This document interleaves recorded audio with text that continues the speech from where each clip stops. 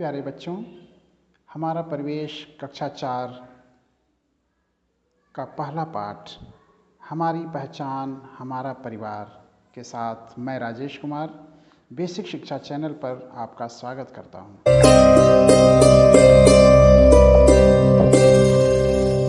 चित्र में आप देखें, दो परिवारों का चित्र दिखाया गया है। चित्र 1 में एक परिवार है और चित्र 2 में एक दूसरा परिवार है। अब हम इन परिवारों के बारे में कुछ पढ़ते हैं। ये चित्र दो परिवारों के हैं। इसी प्रकार हमारे भी अपने अपने परिवार हैं।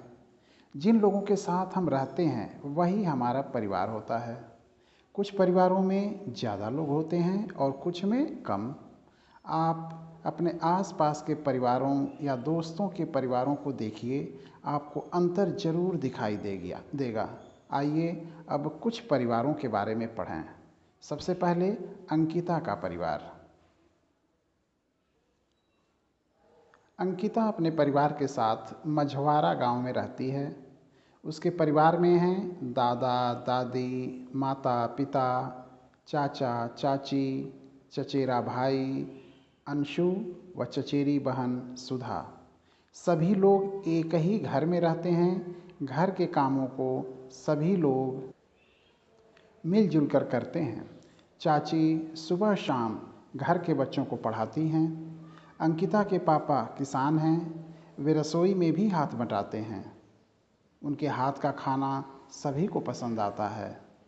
जब भी मौका मिलता है अपने काम से समय निकालकर वह परिवार के लिए खाना बनाते हैं।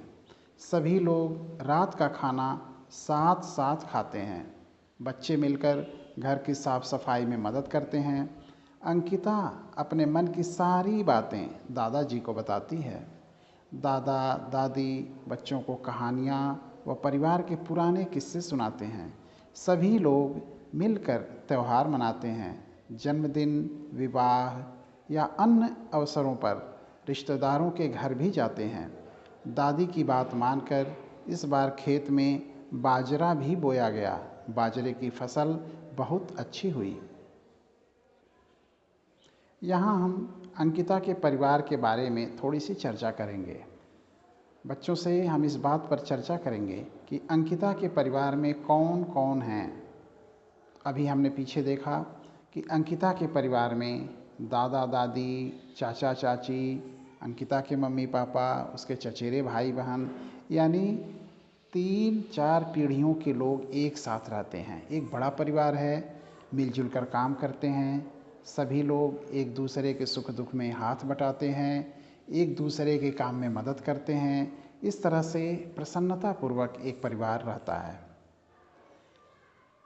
अगला बिंदु होगा अंकिता के परिवार के बारे में आपने क्या क्या जाना। तो ये सारी बातें कि अंकिता का एक बड़ा परिवार है, संयुक्त परिवार है, कई पीढ़ियों के लोग एक साथ रहते हैं और बहुत ही प्रसन्नतापूर्वक यह परिवार अपना समय व्यतीत करता है। अब हम सायरा और निगार के परिवार के बारे में बात करेंगे।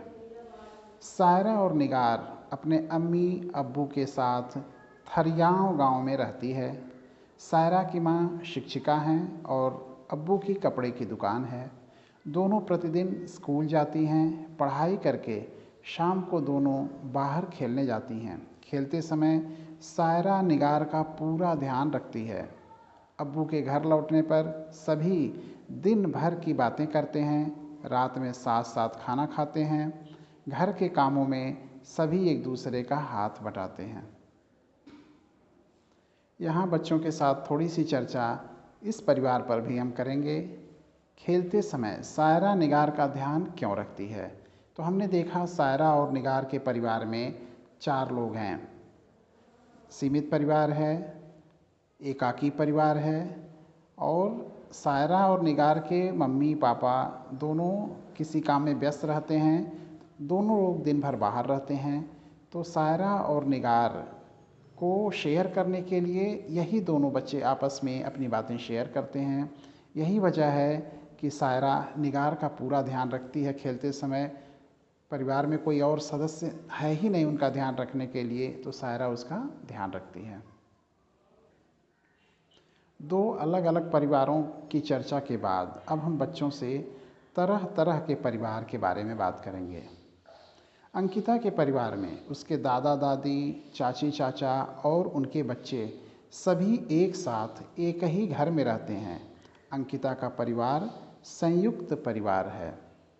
सायरा के परिवार में केवल उसके अम्मी अब्बू और उसकी बहन निगार है। सायरा का परिवार एकाकी परिवार है। अब यहाँ हम बच्चों को यह समझाने का प्रयास करेंगे कि संयुक्त परिवार में दादा दादी, माता पिता, चाचा चाची, ताऊ ताई और उनके बच्चे एक साथ एक ही घर में रहते हैं, और एकाकी परिवार में माता पिता और उनके बच्चे होते हैं। संयुक्त परिवार और एकाकी परिवार का अंतर स्पष्ट करेंगे। संयुक्त परिवार में लोगों की संख्या ज़्यादा होती है, जबकि एकाकी परिवार में कम लोग होते हैं। संयुक्त परिवार में माता पिता के साथ साथ दादी दादा, चाचा चाची, ताऊ ताई और उनके बच्चे होते हैं। सभी एक साथ एक ही घर में रहते हैं, और एकाकी परिवार में माता पिता और उनके बच्चे होते हैं। यहाँ बच्चों के साथ एक छोटी सी चर्चा हम और करेंगे। हम परिवार में क्यों रहते हैं? परिवार में रहने से बच्चों को क्या फ़ायदे हैं? हम क्यों परिवार में रहना चाहते हैं? तो यहाँ हम यह स्पष्ट कर सकते हैं कि एक परिवार में जब कई सदस्य होते हैं तो एक आदमी की सारी ज़रूरतें ऐसे पूरी होती हैं जैसे परिवार का हर आदमी खाना नहीं बनाता है, लेकिन खाना सबके लिए बनता है। परिवार का हर आदमी पैसे नहीं कमाता है, लेकिन पैसा सबको मिलता है। यानी ज़रूरत की जितनी चीज़ें हैं, तो सारा काम हर आदमी को नहीं करना पड़ता है। अपनी अपनी पूरकता के हिसाब से, अपनी अपनी आवश्यकता और क्षमता के हिसाब से सब लोग अपना अपना काम करते हैं, और सबका काम मिलकर परिवार जैसी एक इकाई को पूरा करते हैं, और हर व्यक्ति की सभी आवश्यकताएं पूरी होती हैं। तो परिवार में रहना इसलिए आवश्यक है। अब अगर हमें हमेशा अकेले रहना पड़े तो हमें कैसा लगेगा?